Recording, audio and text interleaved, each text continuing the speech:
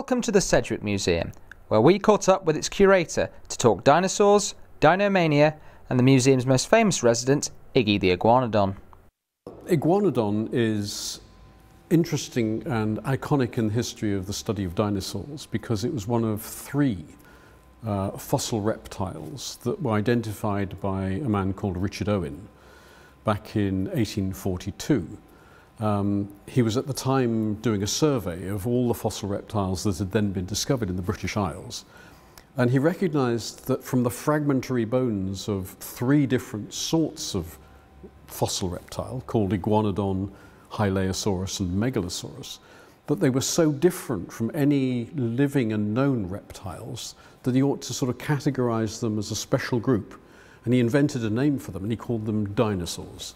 So Iguanodon is one of the three founder members of the dinosaurs, and therefore from 1842 onwards we as human beings understand that dinosaurs exist, and we didn't before that. Despite being herbivores, iguanodons were no pushover, mainly thanks to their unique front legs.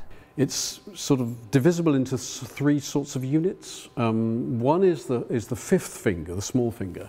Not so small. It's an elongate finger that sticks out from the wrist and is something that's used for grasping, so probably catching vegetation.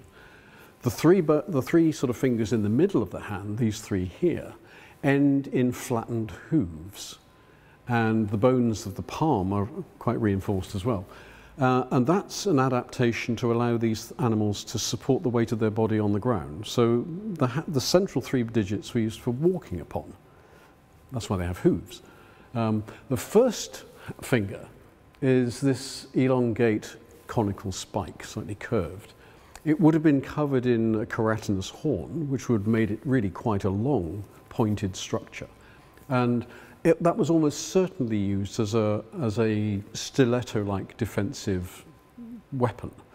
One of the design faults, if you can call it that, of the predators that lived at the time is that they had relatively short forelimbs. So they couldn't sort of run up and hold things at a distance with long arms. They had to get close and bite. If you get close and bite, then you risk having one of these enormous stilettos smashed into your face. So although it looks a little bit clumsy, I think it was actually probably quite a good sort of predator deterrence. But before complete remains were found, that thumb was thought to be a horn. Iguanodon was first discovered in the 1820s. It was discovered through the work of an amateur geologist who was a medic, who was a general practitioner, but very keen on rocks and fossils and things, a guy called Gideon Mantell. And while he was surveying various quarries in Sussex, some workmen sort of presented him with various oddities that had been discovered in the quarries, including some teeth. And he studied these teeth and got very interested in them and tried to understand what they belonged to, because there was nothing comparable at the time. And he eventually realized that they belonged to a reptile, a lizard-like creature so far as he was concerned. And it's the bits and pieces that he had suggested the greatest similarities to some newly discovered lizards collected in South America called iguanas. And the best that he could do was to say, well, okay, the teeth look like living iguanas, but they're much, much bigger. And the bones, well, might belong to an iguana. I think I've discovered a prehistoric creature. It's like iguana, and therefore I'll recognize that by calling it Iguanodon, the teeth of an iguana. But it's huge. And it's an animal that's perhaps lizard-like, but it must have ranged up to 25 to 30 meters in body length, which is just off the scale of any lizard living today.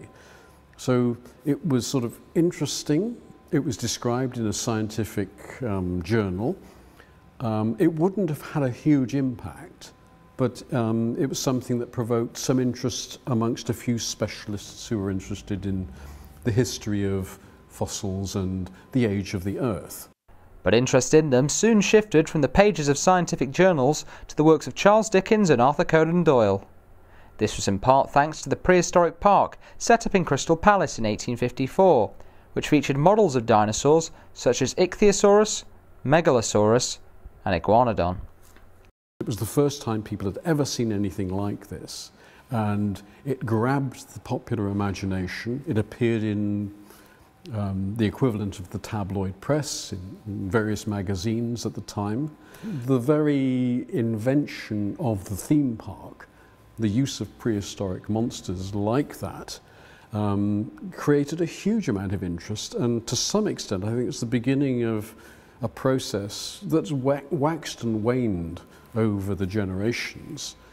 There was a very interesting period in time in the 1860s through to the 1880s where the American Midwest was opening up and the railroads were going across the country. And a lot of intrepid scientists started to collect fossils from the wastelands of the Midwest, including a lot of dinosaurs.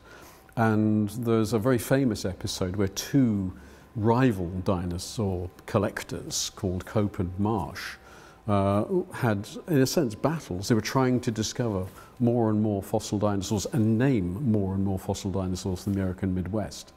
And that really galvanized a lot of interest in dinosaurs for that short period of time. They then sort of fell out of favor and everything went rather quiet. And then there was a peak of interest in the 1920s when dinosaur eggs were discovered in Mongolia. It then went quiet again. And I think the biggest rise in interest has happened over the last 3 decades. In particular, the discovery of the relationship between birds and dinosaurs. A lot of new discoveries, especially those in northeastern China, have suggested and proved some theories that had been around for a long time, that small carnivorous raptor-like dinosaurs had very bird-like anatomy. And the discovery in China of these sorts of animals with feather impressions has finally sort of nailed the theory to the actual objective evidence from the fossil record to suggest that actually, yes, there are a number of dinosaurs that had feathers, and within that group of dinosaurs that had feathered covered bodies, some gave rise to birds, and therefore it's quite a truism to say that dinosaurs didn't go extinct. They're still around today, they're covered with feathers, and we call them birds. Despite being dead for 65 million years, dinosaurs still have a hold on our imaginations today. I've sort of had this theory which I came up with quite a long time ago, which was that it's definitely a youth-orientated thing. You know, if you've had children, that sort of between the ages of 5 and 9, they're incredibly interested in a variety of things. It could be space travel, it could be Superman, it could be dinosaurs. And my feeling, to some extent, is that the human intellect needs to be stimulated. It needs to make these sort of neural connections. And one of the things that allows it to do that is by using your imaginative skills. When you see young kids look at dinosaur skeletons, they sort of stare at them and they're quite transfixed. And you can sort of imagine the cogs turning and their imaginations are clothing these amazing skeletons in flesh and making them run around. And I think that sort of stays with people, that sort of excitement, that imaginative surge that comes with looking at fossil animals is actually really important. It's part of being human. Most of us grow out of that for very good reasons. You don't want to be obsessed by fossils and things like that. But that interest in science, that interest in how things work, that excitement, that surge that comes onto the intellect, I think is really important as a staging point. It could be dinosaurs, but it could be other things that also take you out of that sort of safe mental environment that you live in from day to day. So I think dinosaurs are just one of those things that helps us develop our skills in characteristically human ways, and people have exploited it ever since. Jurassic World, it's taken things in a sense too far, but it's just a movie. You know, it's not real life, it's something that is amazing to look at, because the CGI way in which they create moving, articulating, living, breathing dinosaurs is stunning. You know, there's no other way of describing it. It really brings to life these dry, dusty old skeletons in ways that I, as a youngster, would never have imagined possible.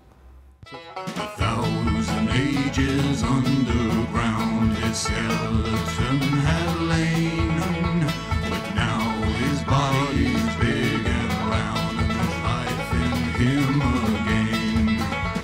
The jolly old beast is not deceased, there's life in him. The museum's revived a 160-year-old song called The Jolly Old Beast, which was sung to launch the first dinosaur park. They used the framework of an iguanodon. They were building the body of an iguanodon, and somebody had the idea, well, for our New Year's celebration at the end of 1853, we'll grab all the scientists together, we'll have a banquet inside one of these dinosaurs, and we'll have a general enjoyable evening. And we get a bit of publicity about the newly or the about to be opened park. They had a rather interesting menu with all sorts of prehistoric names of the various dishes, and they had the celebratory song. And I'm sure it wouldn't have been in a bluegrass version, and they wouldn't have appreciated that at the start of the evening. But I guess at the end of the evening, after they were deeply into their cups, they'd have thoroughly enjoyed it. His hide, he's got inside the souls of living men who dare our sorry